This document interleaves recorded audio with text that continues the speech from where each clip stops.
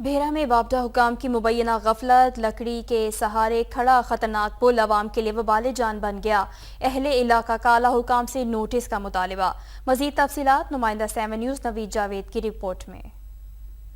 جی بالکل، میں اس وقت موجود ہوں تحصیل بھیرہ کے نوائی علاقے ٹھٹی ولانہ میں، جہاں لکڑی کے سہارے کھڑے خطرناک بجلی کے پول عوام کے لیے وبال جان بن چکے ہیں۔ واپڈا حکام کی مجرمانہ غفلت کے باعث کسی بھی وقت بڑے جان لیوا حادثے کا سبب بن سکتے ہیں۔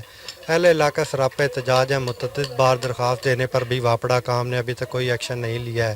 نوائی علاقے میں موجود 2 کھمبے ایسی حالت میں موجود ہیں جن کو تبدیل کرنے کے لیے متعدد بار درخواست دی گئی ہے، مگر 1 مہینے سے زائد عرصہ گزرنے پر بھی ابھی تک ان کو درست نہیں کروایا گیا ہے۔ شہری ہمارے ساتھ موجود ہیں، اس سلسلے میں مزید تفصیلات ان سے جانتے ہیں۔